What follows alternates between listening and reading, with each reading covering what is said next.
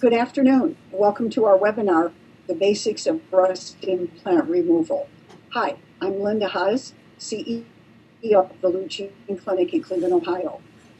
I've had the pleasure and honor of working with Dr. Lu-Jean Feng for the past 18 years, and this topic is an issue which has been at the forefront of what we do in our clinic here in Cleveland. Dr. Feng is one of the world's leading experts in breast implant removal. Joining me today is our Director of Marketing, Alex Sear. Alex, are you here? I'm here, Linda, and I'm happy to be here. Thank you. Feel free, Alex, to chime in anytime. We are very happy to have so many participants today from all over the world. The reason we're exploring this topic is because we have been inundated with inquiries. We average about 10 to 25 phone calls each and every day with women who have questions, problems, and are sick from their breast implants. The best way to get this information out is to present it to you in the way of a webinar. I talk to every new patient that calls in because of my experience in this area. We have treated thousands of women. We have patients from every state in the US and from over 31 countries around the world. So this is an ever-growing problem. Women who develop illness from the breast implants, whether it be saline or silicone, doesn't matter. The reaction is the same. So why do women have a reaction to their breast implants? Let's explore this first. Not everyone tolerates a foreign object in their body. Some people will develop a reaction. It typically will present within the first 2 years of the implants being put in. But for other women who may have implants for years and years, the problems may not surface until much later. What are the symptoms that you can experience? Numbness and tingling in the extremities, hair loss, brain fog, dry eyes or blurred vision, joint and muscle pain, fatigue, and anxiety, just to name a few. Those are the most common. If you've had breast implants, and if you have developed 2 or more of those symptoms, and you never had them before, there is a possibility it may be your breast implants causing the problem. Unfortunately, there's no way to tell. There's no test or blood work that can be done that will show that you are in fact having this type of a reaction. Based on our experience, though, in helping thousands of women removing these breast implants, we do know from experience that the symptoms do subside and women are able to recover and get well again. It's not an overnight miracle that occurs. For some people, some of these symptoms subside very quickly, and for others, it takes a much longer period of time. Your overall health plays into that, as well as your age. There are many factors that we take into consideration when considering who needs to have the implants removed and who doesn't. Again, we base it on symptoms, unexplained symptoms. Most of the women who have called us have been to many different physicians, some of the top institutions in the world, to be tested, only to be told there's nothing wrong with you. Your lab work is fine. So this can become very, very confusing to women who can become very depressed, actually, because they're being told there's nothing wrong with you, but yet they know they don't feel well. They can't function on a daily basis. Some women can't even hold jobs down because of the severity of the brain fog or the joint pain. So we do know from experience that when these implants are removed thoroughly and properly, again, the symptoms can subside and the health can be restored. When I say removal has to be thorough and proper, what I mean by that is there's a right way and a wrong way to take implants out of someone who may be having this type of inflammatory reaction. You may have heard of the Unblock Procedure, a procedure which requires removal of the entire capsule with the implant contained within. That way, there's no chance that any remnants of the implant material will be left inside the body. This is what is required in order to shut down that inflammatory reaction.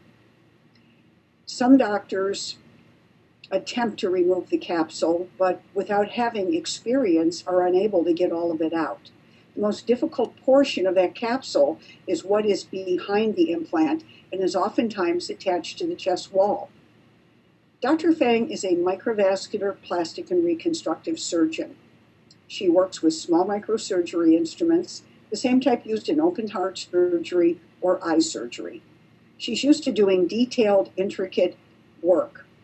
Separation of the capsule from the breast tissue is a very tedious task and requires patience and diligence in order to get every bit of it out. I can tell you from my experience in working with Dr. Feng, there has never been a time when she's walked out of the operating room and said, I couldn't get all the capsule out. That has never happened. So if a doctor tells you that it is impossible to remove the entire capsule, it simply is not the case, at least not with Dr. Feng. Her mission is to help you get well. And in order for you to get well, it requires thorough and proper removal of all implant material. Let me look at some of the questions that some of you have submitted and see if we can continue this conversation so that I address all of your concerns. And I do apologize to those of you who have called in and have been patiently waiting for a return phone call. I can tell you that we have, these are just some of the many phone messages that have come in just this week that are sitting on my desk waiting for a return phone call. And my goal is to return each and every call. We have an excellent staff, and our staff takes messages, collects as much information as possible so that I can get back and give you the information. But hopefully today's forum will be helpful and useful. And if you do decide that you want to pursue an appointment with Dr. Feng, I can tell you how to make that happen at the end of this webinar. So one of the common questions that is often asked is, do I need an ultrasound? There's a lot of information out on the internet, and sometimes the information can be confusing as well as misleading. The ultrasound is only necessary when you have gel implants. And it doesn't matter if it's the older silicone gel implant or the polyurethane implant or the new cohesive implants. A gel implant ages, and as it ages in the body, the outer surface continues to deteriorate and break down over time. We do know through studies that have been conducted, Dr. Feng did one in particular, where she presented her findings in 1998 at the World Biomaterials Conference, and she was able to show through a 7-year study that she conducted on thousands of implants that she analyzed, that at 10 years of age, 60% of all implants have already developed a hole or a tear in the outer surface and have begun to leak. Well, that can become very problematic with a gel implant because as they age and as the outer surface becomes weaker and weaker, oftentimes it's a mammogram. It's that compression against that compromised surface that causes a small hole or a tear to occur. When that happens, the gel can seep out and get into the breast tissue, the muscle in the chest, and the lymph nodes. A gel implant can actually leak inside you for years without you really noticing a significant change in shape or size of the breast because it's a very slow process. Why? Because the gel is very thick and doesn't move very quickly. So we always require an ultrasound mapping to be done before explantation surgery. This is something we can arrange for you here at the Cleveland Clinic. We've worked with one particular radiologist for the past 21 years who is very, very experienced in detecting silicone granuloma in the breast tissue, the muscle in the chest, or the lymph nodes.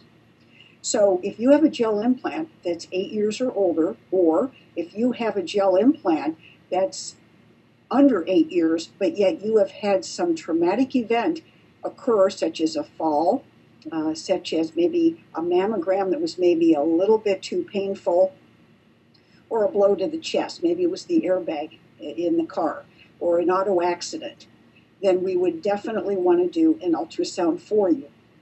The reason is because when we go in to remove that implant, we can't necessarily see all the way up to your clavicle, your collarbone, so we would have to rely on the precision of what is called ultrasound mapping, where the radiologist would actually draw on the outside of the skin anywhere silicone may appear.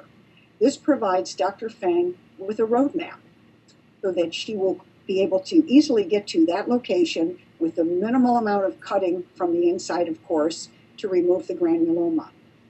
Again, the goal is to get all implant material removed. That's very, very important. Think of it this way. If you had a malignant tumor, would you want to have part of the tumor left inside you? No. And this is the same principle. It must all come out. So that is what we do. So if you have a saline implant, no need for an ultrasound. Don't be concerned. Even if your saline implant is 15, 20 years old, the ultrasound is really not necessary because there's really nothing to see. When a saline implant has a hole or a tear in the outer surface, it deflates. It doesn't rupture. So in most cases, when the hole is developed, the saline fluid will flow out into the chest cavity, your body absorbs it, and unfortunately, it's an immediate collapse of one side, which at least you know that it's let go. So again, ultrasound is only necessary for a gel implant. How will I know if I will need breast reconstruction or a breast lift at the time of the removal of my implants? Well, that's a very good question. We do a breast lift when two conditions are met. Number one, there is loose skin, and number two, there is adequate amount of tissue to be able to do the lift. So in a person who is very small breasted, perhaps a double A cup size, triple A cup size, there's very little tissue there to maneuver around to be able to perform reconstruction. So in the case of a small breasted woman who is removing an implant, the option would be natural breast enhancement using your own fat and stem cells, which I'll talk about in a moment. But, again, we can usually tell from a photograph that is sent to us prior to surgery with the implant in whether or not a breast lift may be helpful. Of course, when Dr. Feng sees you in person, as soon as she examines the breast, she would know right away. This is never a decision that's made during surgery. It is always made prior to surgery. And again, we can tell from a photo. If you send it in, we can have Dr. Feng look at it and provide her opinion. So the breast lift is very beneficial when you have adequate tissue and you have loose skin. What Dr. Feng will do then is reshape that breast, get rid of the loose skin, and make that breast uplifted, youthful, and it's a long-lasting result. Unfortunately, again, if you don't have tissue, then your only option is to go with fat injection, and now I will explain that option. The fat injection, for the most part, can not be done at the time of the removal of the implants. Why? Because the breast tissue is tight and it's compressed. We learned years ago by doing a fat injection at the time of the removal that we can get a much better result if we just wait and give that breast tissue enough time to fluff up, if you will. That process can take anywhere from 3 to 6 months, so that if we go in then and we do fat injection, we can get a much, much better result. The limitation, and there is a limitation, is one and a half cup sizes larger in volume with any one treatment. So the way this process works is it's called natural breast enhancement using your own fat and stem cells, regenerative adult stem cells. What we do is we liposuction fat from different areas of the body where you may have some excess, and sometimes this is very challenging because a lot of women who have breast implants have very little body fat. So we may have to take fat from the abdomen, the thighs, the buttock area. A very gentle process called water-assisted liposuction. We don't want to traumatize the cells, so it's a very gentle way to extract the fat and maintain the integrity of the cells. We take the fat, it's put into a special processor. We spin out all the adult stem cells from the fat. We take half the fat and it's discarded. The other half gets washed and rinsed several times to get rid of all the oils, and then we mix all the stem cells with that half amount of fat. So you get the picture. It's heavily concentrated to allow it to be able to vascularize or immediately regenerate when it's injected into your current breast tissue. So it's a very, very helpful procedure. It's a long-term, safe, permanent solution for those who are looking to add up to 1.5 sizes larger in breast volume. Let's see, will I need a muscle repair? This is another very hot topic. Let me explain. The major muscle chest is the pectoralis major muscle. In some cases, when the implants are inserted, they are placed under the muscle. Sometimes they're placed over the muscle. In most cases, they are placed under because it's a much more natural appearance. What happens is the muscle gets cut, the implants are put in place, no problem. When the implant is removed, however, there is a problem. There's two things that occur. Number one, there is a visible deformity to the breast or an indentation where the muscle is separated. And sometimes that cut is really much longer than it really needed to be. And so, it's really quite a substantial deformity, and most women are not happy with that. Furthermore, it causes tremendous distortion when we use our arms to lift, push, or pull. The muscle makes a strange shape in the chest, and so that's another thing that most women really don't like. The other problem with that cut muscle is that you really lose 50% of the strength of the muscle. And again, that's the major muscle that is used for lifting, pushing, and pulling.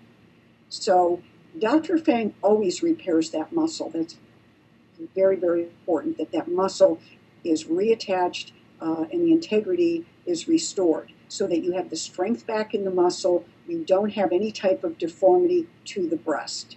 So the muscle needs to be repaired when the implants are placed under the muscle. So that's a very common question that we ask. Are your implants under or over the muscle? So it's very helpful to know. If you don't know and you're just simply not sure, and we discover it upon the removal of the implants, be assured Dr. Feng will always repair that muscle for you, okay? Let's see, anesthesia. I'd like to talk a little bit about the way we do our anesthesia, because anesthesia seems to be of major concern to most people. In fact, we find that more times than not, people fear the anesthesia more than the surgery itself. The fear is, what if I don't wake up? What if I wake up in the middle of the surgery? Those are real issues that people really stress over. So let me tell you how we do our anesthesia. First of all of our anesthesiologists are board-certified doctors. We don't use CRNAs here in our clinic. We only use board-certified doctors to perform your anesthesia. So you're in very good hands. Furthermore, instead of having you breathe gas to keep you asleep, we have you breathing a combination of oxygen and air, and then through an IV in your arm, you're receiving very fast-acting anesthetics which completely leave your system within 6 minutes after the surgery ends. What does that mean? You wake up clear-headed. You don't have that hangover effect that you typically would get from breathing gas, and you don't have the nausea associated with breathing gas as well. So it's less stress on the body. It makes for an easier recovery, and patients are very, very happy to know that they're not further poisoning their system, if you will. So we do have excellent anesthesia here, and we're always mindful of the patient's recovery and trying to make it as easy as we can. As far as the surgery itself, another, I think, very interesting point that I always tell patients when they call in is that Dr. Feng goes to great lengths to make sure that her patients don't suffer when they wake up from surgery. She tries to reduce, minimize, or totally do away with pain. And so it took a while, but through trial and error and doing so many of these procedures, she found a way that she was able to do a series of nerve blocks in all the superficial nerves that run up the side of the torso on either side of the body. We have a video on our website. You can see exactly how she does it. But after you're put to sleep, Dr. Feng injects the nerves to numb them. The numbing lasts about 24 hours, and by the time it wears off, you're already over the pain threshold. But during surgery, the interesting thing is that your body never sends a pain signal to the brain because it doesn't recognize pain. That's a good thing. When you wake up from surgery, you feel some soreness from the swelling, but you don't feel that debilitating pain that you normally would from just having had surgery. This makes for a much easier recovery for you. It's much less stress on the body. 95% of our patients are pain-free coming out of surgery. They do not require narcotics. And 5%, unfortunately, do experience some pain because they have very little pain tolerance. So again, we go to great lengths to make sure the overall experience from start to finish is very good and as easy as possible for each and every patient. If I came to Cleveland for surgery with Dr. Feng, how long would I need to stay? For most people, you are looking at 5 to 6 days on average. Let me give you a typical scenario. Most of our patients from outside the state of Ohio, of which we have every week of the year, 50 weeks out of the year, they come in on either a Tuesday or a Thursday. They have their consultation with Dr. Feng. This consultation is very in-depth. Dr. Feng spends between 2 to 2.5 hours with each and every patient so that she can understand everything she can about you, your lifestyle, any medications you may be taking, symptoms you're experiencing, so that she can really help you. Dr. Feng takes a very holistic approach to treating patients and a very simplistic approach. She believes that food is medicine, but food can also poison you. So she spends a great deal of time understanding what your nutrition habits are. She spends time educating you and providing advice. I like to tell patients, Dr. Feng is much of a wellness coach for her patients than just a surgeon doing surgery. She takes a genuine interest in every patient because her goal, ultimately, is to help you get well. So long after the surgery is performed and over and you're back home again, there are certain things that you need to do to ensure a better and faster recovery. So she talks about nutrition. She talks about your sleep habits. Sleep is extremely important, and this is an issue a lot of people have problems with. When we don't sleep well at night or sleep long enough or deep enough, our immune system suffers even more. The immune system rebuilds itself at night in the deepest level of sleep. If you're not able to achieve that, Dr. Feng will help you and tell you how you can achieve better sleep, because this is a very important component of good health. Next, she talks about bowel habits. Bowel habits are extremely important. It seems to be a big problem with a lot of people, particularly over the age of 40. Constipation. It's a topic most doctors don't touch on. But with Dr. Feng, it's important because this is the way the human body was intended to detoxify. Detoxification is extremely important when you've been poisoned from your breast implants because of the toxins that exist within the capsule around the implant. So she talks about bowel habits. And again, if it's a problem, she will tell you how to fix that problem. So these are some of the important issues that are discussed during this very lengthy, in-depth consultation appointment. Afterwards, our nursing staff takes over, and they perform your pre-admission testing, which in most cases is blood work, urine analysis, and EKG. The next day, your surgery actually takes place. So this can all be done in one trip. I would have to say that 98% of our patients from outside the state of Ohio choose to come here and do the consultation, pre-op, and surgery in one trip, and 2% like to just come and meet her and talk to her and think about it and come back at a later date. That's your prerogative and that's your option. We will work with you and make it as easy as possible to help you get scheduled. So after the surgery, you have breast drains. Why?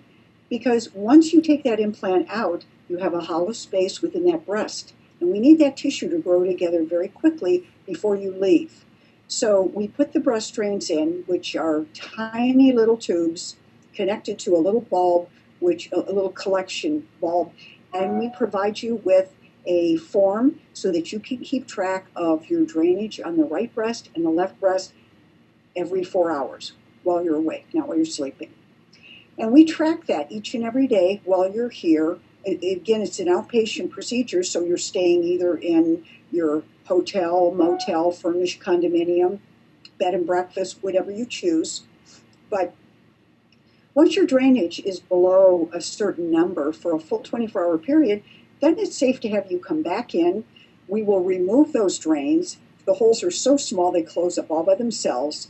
And at that point, you are free to leave and you do not require any type of follow-up with us or with another doctor when you get back home. The drains are typically in 2 to 3 days with saline implants, 3 to 4 days with gel implants. Now, there are exceptions to that. Sometimes we have a patient that ends up being here for 6 or 7 days, and a lot of it has to do with how you eat during your recovery period. Stay away from sodium. Salty foods will only make you retain that fluid longer.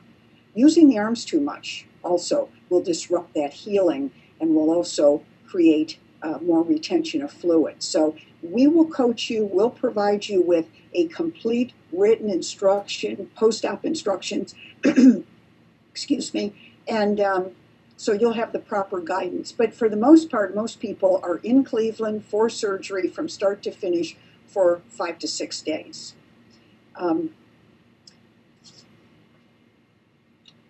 Do I need to see my primary care physician prior to coming to Dr. Feng for surgery?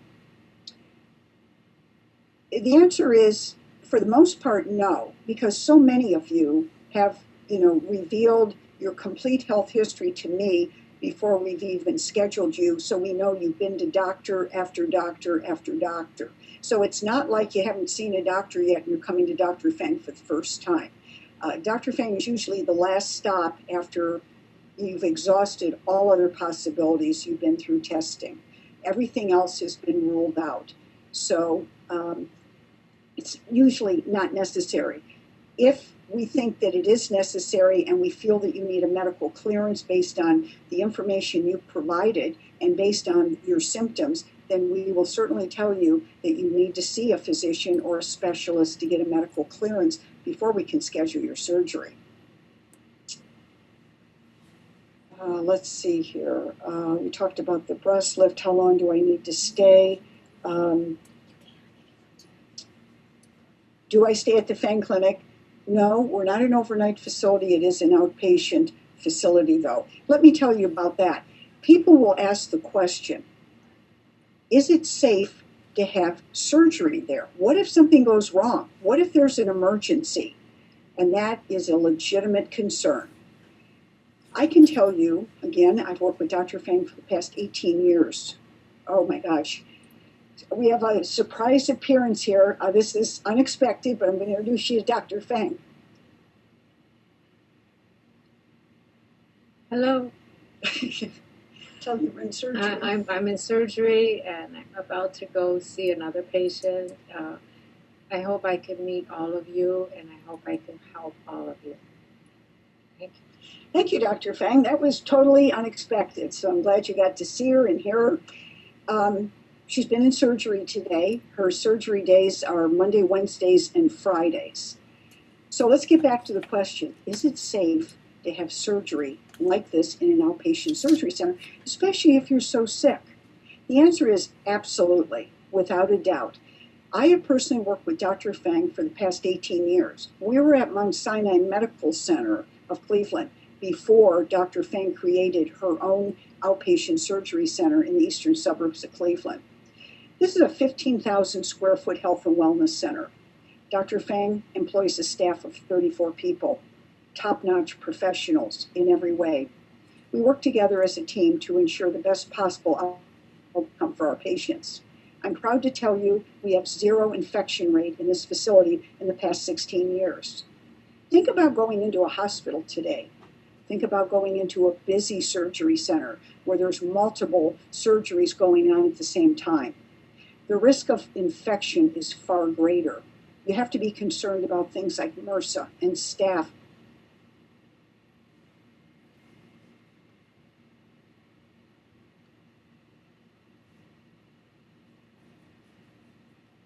Some of these buggery, no matter how sick you are.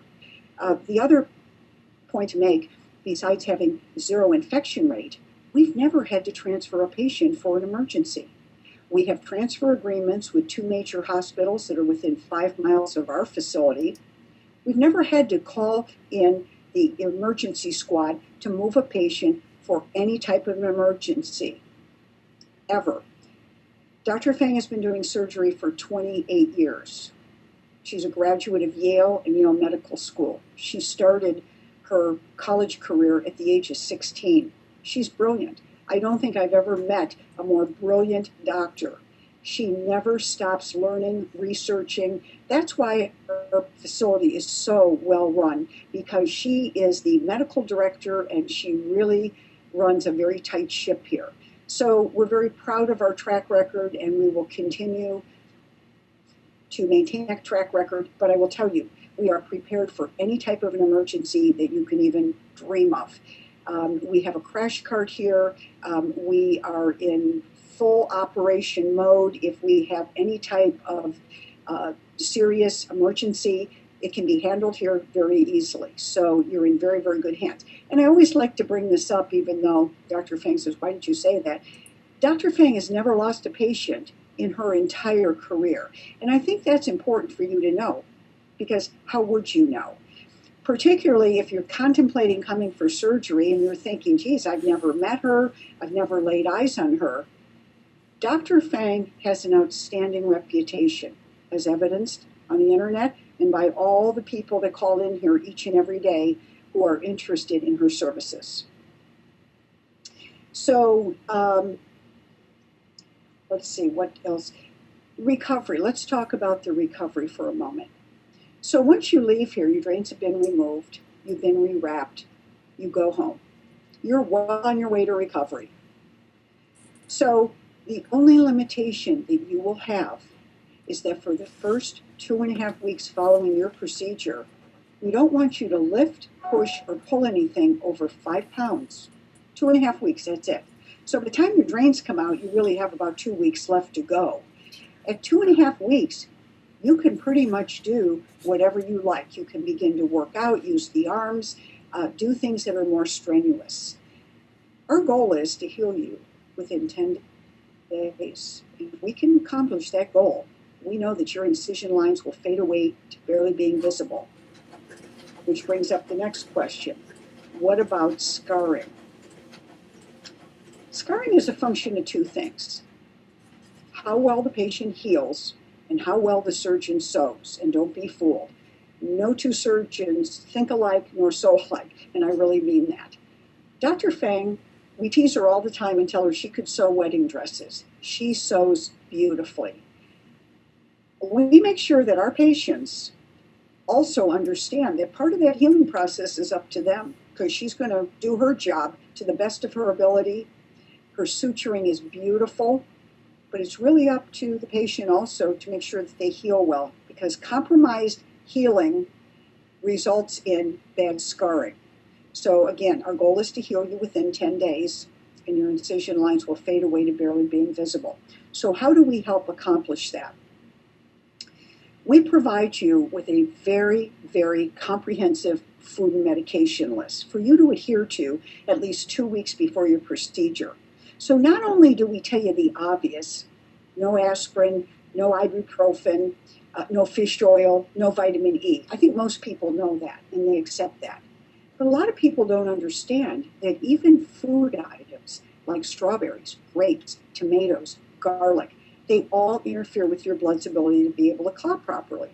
Sure, they taste great, but we want you to refrain 2 weeks before your procedure as you prepare your body for the surgery to ensure that you are not going to have complications, bleeding during surgery, or whatever.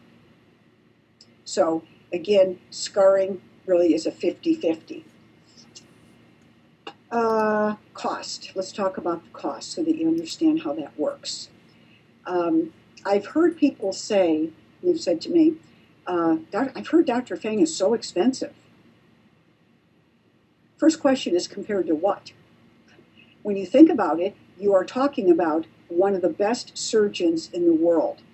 You're talking about one of the best facilities in the world. You're talking about a surgical experience like no other. You're going to be safe, you're going to have a good outcome here, and you're going to be able to heal well because we've provided you with all the tools to make that happen. So it's very, very important for people to understand this is a very safe place to have this type of a surgery.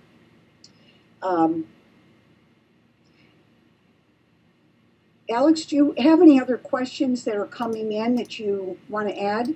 Yes, actually, a lot of people are wondering how long the procedure typically takes. Okay. Oh, and I was telling about prices, I'm sorry. Yes. Okay, so I'll tie up that in together. So if you're having a basic implant removal with capsule, obviously, because that always is the bare minimum that you're required, and if you're under the muscle with the implants, we need to do muscle repair. You're looking at a surgery that could be anywhere from 2 to 3 hours. That is dependent upon a couple of things. How many sets of implants have you had? Do you have extra capsules behind the current set of capsules and implants? A lot of people don't think about that. But if we have an individual who has had implants over a lifetime, and they may have had maybe 3-4 sets of implants, I can assure you they've got 3-4 sets of capsules. We don't want to leave any of the implant material behind. So again, that takes a little bit longer to be able to carefully dissect out those capsules that are now all collapsed and grown into the breast tissue. So 2 to 3 hours for a basic explantation surgery. Of course, muscle repair takes a little bit longer, so that's why I'm giving you a range of 2 to 3 hours. If you're doing reconstruction at the time of the removal, the reconstruction, meaning you're doing a breast lift, that probably will pretty much double the time. But remember, because of the type of anesthesia that we do, it really doesn't matter, really, whether you're under 2 hours, 3 hours, 4 hours. Believe it or not, Dr. Feng does 8, 9, 10-hour surgeries here, and these people go through recovery exactly the same way as a 2-hour patient. They're in recovery for approximately 2 hours before they're discharged, and they walk out of here just like everyone else. So, again, the anesthesia is the key here to the longevity of that surgery, and that's what makes it possible. So the breast lift is the reconstructive part, and that really is the artistic part of the surgery, and that's what takes more time. Cost. If you're doing implant removal and capsule, the minimum is $8,250. And again, that can go all the way up to $8,750, just that range there. Again, depending on size of the implant. Some people have 5, 6, 700, 800 cc implants. They're huge. The bigger the implant, the bigger the capsule, the more work required to get that out. So again, the size of the implant will also add to the duration of the time, the number of capsules that may be in there behind your current set of implants. So the price range is between $8,250 and say $8,650, somewhere in that range for the most part. If you add the breast lift, again, that's the artistic part of the surgery, and that really takes time, and it takes a lot of skill to reposition that tissue higher on the chest wall, redrape the skin, make sure the nipple's not puckered, everything is beautiful. Dr. Feng is a perfectionist when it comes to doing any kind of surgery. So she never looks at a clock. She takes her time until she is 100% satisfied that you're going to be happy as well. So if we add the breast lift in there, it almost doubles the price. It's somewhere between $15,250 up to be as much as $16,500. So somewhere in that range, again, depending on length of time and the circumstances. So that gives you a pretty good idea of the price range. If you're interested in scheduling, we do require a deposit of $1,500, which you can do with any major credit card. You can wire transfer, or you can use Care Credit.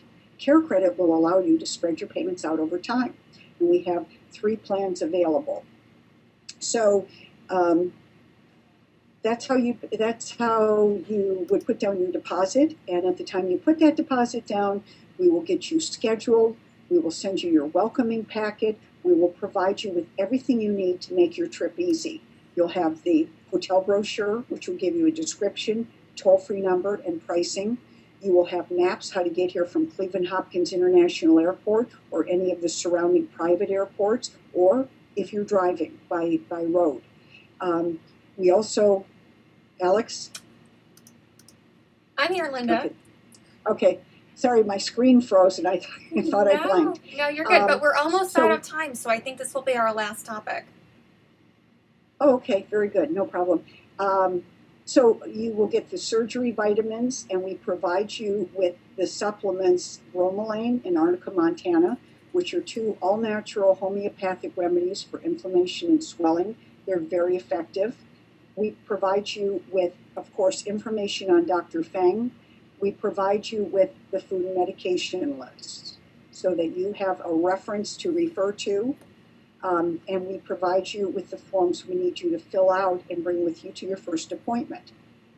Between the time that you are scheduled and the time that you actually come, excuse me, one of our nurses, either Bren, who's the Assistant Director of Nursing, or Carla, who's the Director of Nursing, will be contacting you to gather some more detailed information for Dr. Feng. I hope I've answered all of your questions today. I will be repeating this webinar next Wednesday. Please feel free to call in. If you call, and this is a second call, or maybe a third call, please understand that we are not neglecting or ignoring you, that we truly are trying to get back to each and every person. But if you do call and you're interested in scheduling, let our desk people know that you have watched this webinar and that tell them Linda told you to call. Okay?